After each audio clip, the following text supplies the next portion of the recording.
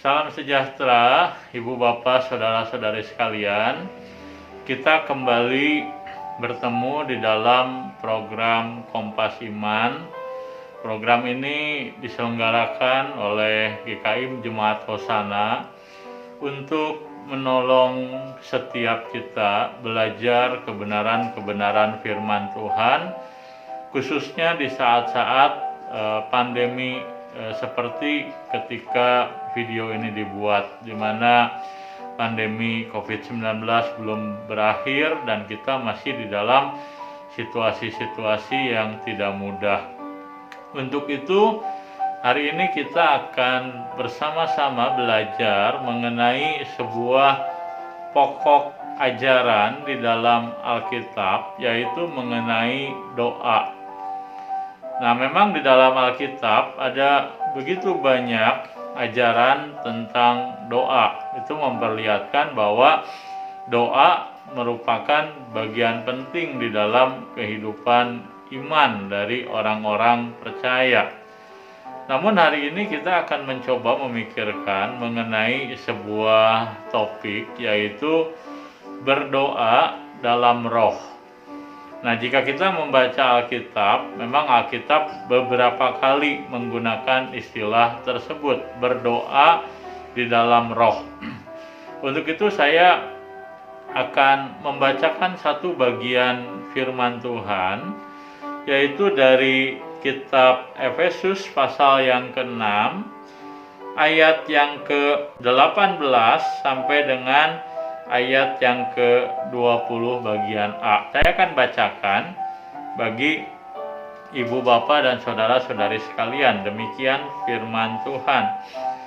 Berdoalah setiap waktu di dalam roh, dan berjaga-jagalah di dalam doamu itu dengan permohonan yang tak putus-putusnya untuk segala orang kudus, juga untuk aku, supaya kepadaku, jika aku membuka mulutku, dikaruniakan perkataan yang benar, agar dengan keberanian aku memberitakan rahasia Injil yang kulayani sebagai utusan yang dipenjarakan.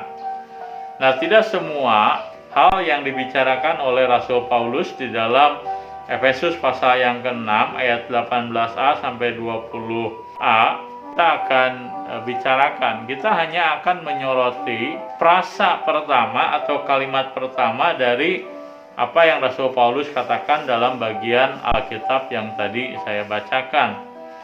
Nah, di dalam ayat 18b, Rasul Paulus memberi nasihat, berdoalah setiap waktu di dalam roh. Nah, itu yang Rasul Paulus minta kepada jemaat di kota Efesus. Artinya kepada orang-orang percaya, Rasul Paulus meminta untuk mereka berdoa. Nah, kita tentu tidak terlalu asing dengan konsep doa atau dengan pengertian pengajaran tentang doa. Kita sering berdoa. Dan kita tentu juga memahami bahwa doa merupakan sebuah komunikasi yang Tuhan sediakan bagi umat Tuhan dengan Tuhan, supaya mereka dapat berelasi, supaya mereka dapat berbicara. Maka doa adalah sebuah sarana anugerah untuk membangun komunikasi antara manusia dengan Tuhan. Nah, hanya Rasul Paulus menasehatkan orang-orang percaya bahwa di dalam doa, pertama dikatakan Rasul Paulus meminta supaya orang percaya berdoa dalam segala waktu. Tentu yang dimaksudkan dengan segala waktu bukan berarti 24 jam orang Kristen harus berdoa dan kita tidak melakukan sesuatu apapun selain daripada berdoa. Tentu bukan itu yang Rasul Paulus katakan. Waktu Alkitab berbicara tentang waktu, nah, Alkitab memang bisa berbicara tentang masa waktu ataupun masa hidup yang kita miliki. Nah, dalam konteks ini, maka waktu Alkitab berbicara tentang waktu, Alkitab berbicara bukan sekedar tentang jumlah waktu yang kita miliki dalam sehari, yaitu 24 jam, tapi waktu Alkitab berbicara soal waktu, Alkitab berbicara mengenai kehidupan manusia itu sendiri.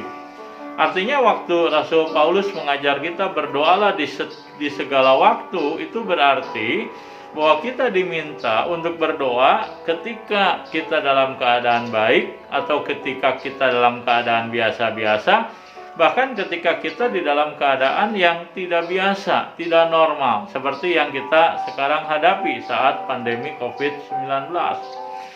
Nah, maka Rasul Paulus mengingatkan kita bahwa doa sesuatu yang sangat dibutuhkan orang percaya. Maka dikatakan dalam segala waktu.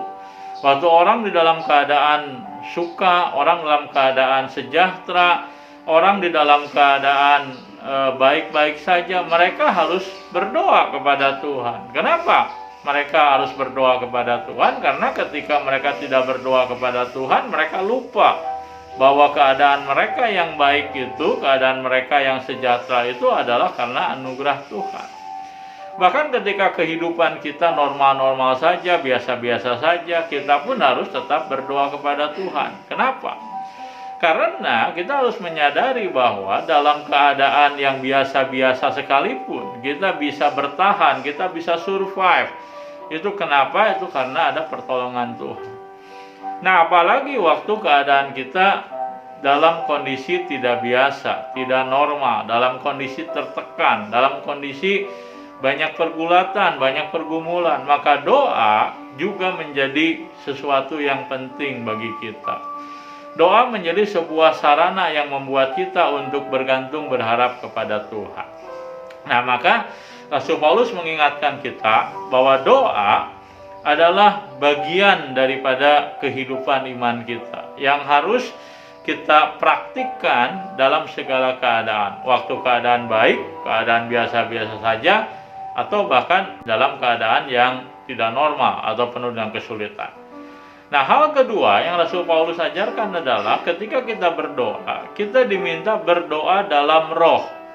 Nah, ini adalah perkataan yang tidak mudah untuk kita pahami. Kenapa demikian? Karena sebagian orang menganggap bahwa berdoa di dalam roh itu artinya kita berdoa dengan menggunakan bahasa yang roh berikan.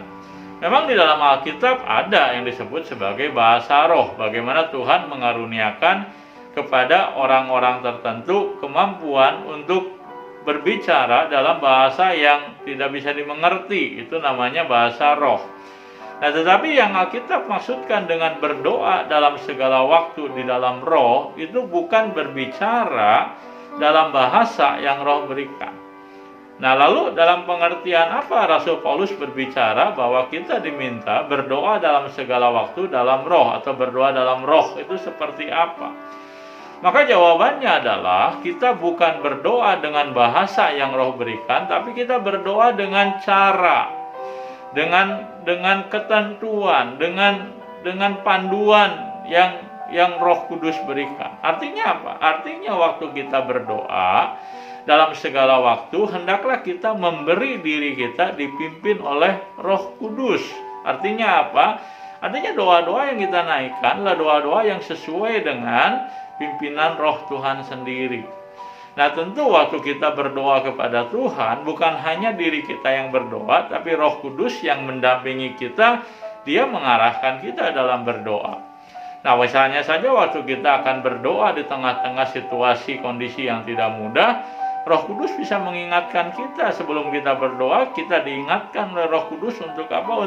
Untuk bersyukur kepada Tuhan. Tidak lupa mengucap syukur untuk apa yang kita masih bisa miliki, untuk kekuatan yang masih ada. Nah, jadi waktu misalnya kita berdoa, kita tutup mata, kita mungkin melipat tangan juga. Nah, tiba-tiba nurani kita diingatkan untuk kita berdoa dan mengucap syukur kepada Tuhan terlebih dahulu. Nah, itu adalah pimpinan dari Roh Kudus ketika kita berdoa. Atau misalnya waktu kita sedang berdoa, kita mendoakan diri kita, pergulatan kita, pergumulan kita, tiba-tiba nurani kita digerakkan oleh Roh Tuhan, diingatkan bahwa ada orang-orang tertentu yang juga bergulat dan bergumul, dan kita kemudian didorong untuk mendoakan orang tersebut. Nah, itu adalah doa yang dimaksudkan dengan dalam roh. Nah, jadi doa dalam roh sekali lagi bukanlah menunjuk kepada seseorang yang ketika dia berdoa, dia menggunakan bahasa yang Roh berikan, bukan. Tapi orang yang berdoa dalam Roh menunjuk kepada orang-orang yang ketika dia berdoa, dia begitu peka terhadap pimpinan Roh Tuhan, sehingga ketika dia berdoa, Roh Tuhan bisa mengarahkan dia, misalnya untuk mendoakan orang-orang tertentu.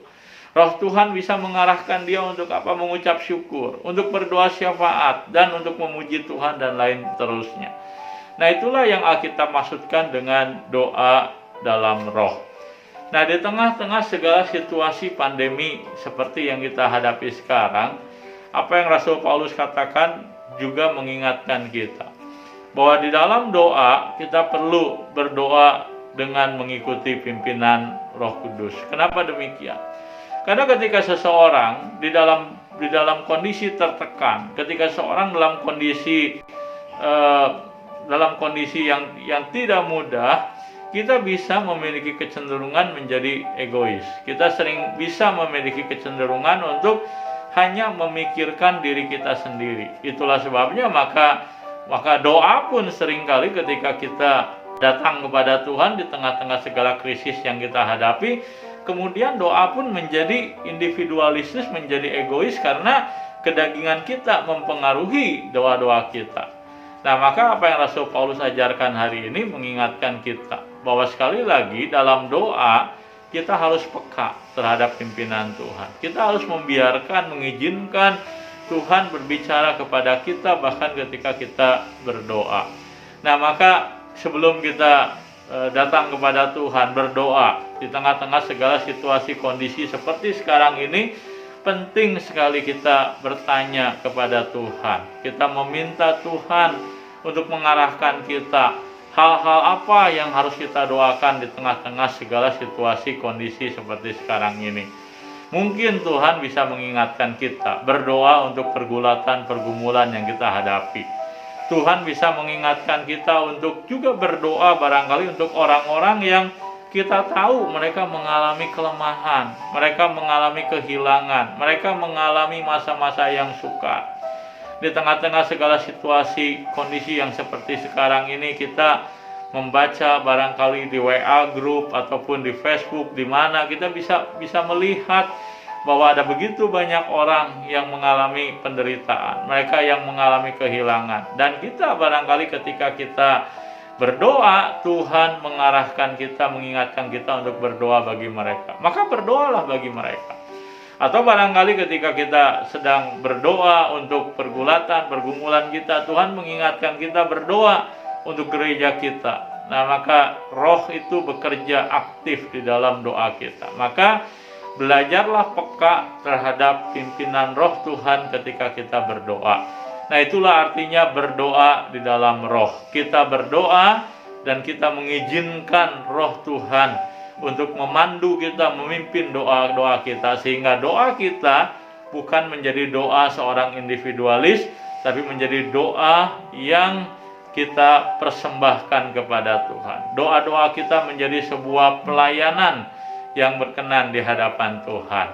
Saya berdoa kiranya setiap jemaat yang belajar hari ini bersama-sama dengan saya mengenai berdoa dalam Roh, kita boleh belajar untuk berdoa dengan benar di tengah-tengah segala situasi kondisi seperti sekarang ini. Kiranya Tuhan Yesus memberkati ibu bapak dan saudara-saudari sekalian. Amin.